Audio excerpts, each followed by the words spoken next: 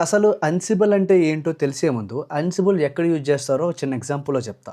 ఒక పర్టిక్యులర్ టాస్క్‌ని ఒక సిస్టమ్‌లో రన్ చేయాలి అంటే, నువ్వు ఒక్కడే చేసేస్తావు, నేను చేసేస్తాను. ఓకే. ఫైన్. సేమ్ టాస్క్‌ని ఒక 10 సర్వర్‌లో రన్ చేయాలంటే కొంచెం టైం పట్టినా పర్లేదు మనం చేయొచ్చు. అట్లా 100 సర్వర్‌లు చేయాలన్నా, 1000 సర్వర్స్ చేయాలన్నా ఒకే పని రిపిటేటివ్‌గా చేయాల్సొస్తే అప్పుడు మనం అన్సిబుల్ యూజ్ చేస్తాం. ఇప్పుడున్న టెక్నాలజీలో చాలా టూల్స్ వచ్చేసినాయి. కానీ ఇంకా అన్సిబుల్ ఎందుకు ఐటీ ఇండస్ట్రీలో ఉంది అంటే 4 మెయిన్ రీజన్స్ ఉన్నాయి. ఒకటి, దీనికి ఏజెంట్ అవసరం లేదు. అంటే వేరే వేరే సిస్టమ్స్‌లో అన్సిబుల్ ఒక ఏజెంట్ ఇన్‌స్టాల్ చేస్తే గాని అవుతదని కాదు. ఈజీగా యూజింగ్ ఎస్ఎస్హెచ్ త్రూ ఈజీగా సర్వర్స్ లాగిన్ అవ్వచ్చు.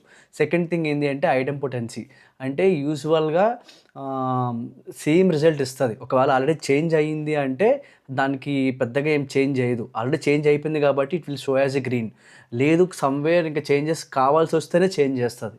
థర్డ్ థింగ్ ఏంది అంటే ఇట్స్ లైక్ నువ్వు నేను అందరూ ఈజీగా అర్థం చేసుకునే లాంగ్వేజ్‌లో ఉంటది. హ్యూమన్ రీడబుల్ లాంగ్వేజ్‌లో ఉంటది. ఫోర్త్ ఇంకా ఇంపార్టెంట్ ఏంటి అంటే పవర్‌ఫుల్ కమ్యూనిటీ ఉంది అన్సిబుల్. కస్టమ్ ప్లగిన్స్ క్రియేట్ చేస్తుంటాయి. సమ్‌వేర్ మనం అవి యూజ్ చేసుకోవచ్చు. అయితే ఈ అన్సిబుల్ ఎక్కడి నుంచో రాలేదండి. అన్సిబుల్ అనేది పైథాన్ బ్యాక్ ఎండ్ కోడింగ్ వచ్చి పైథానే అనమాట. అంటే ఈవెన్ మనం డేటా మానిప్యులేట్ చేయాలన్నా అన్సిబుల్‌లో మనం పైథాన్ యూజ్ చేసి చేయొచ్చు. అందుకే ఇంకా పవర్‌ఫుల్ ఆటోమేషన్ టూల్‌గా ఐటీ ఇండస్ట్రీలో ఉంది. ఆల్రెడీ అన్సిబుల్ ఆర్కిటెక్చర్ మీద నేను ఆల్రెడీ వీడియో చేసి ఉంది. అది కావాలంటే మళ్ళీ క్రాస్ వెరిఫై చేసుకోండి. ఇంకా రేపు నెక్స్ట్ వీడియోలో అన్సిబుల్ ఆర్కిటెక్చర్ ఈజీ ఫార్మెస్ట్ వేలో చెప్పడానికి ట్రై చేస్తాను. థాంక్స్.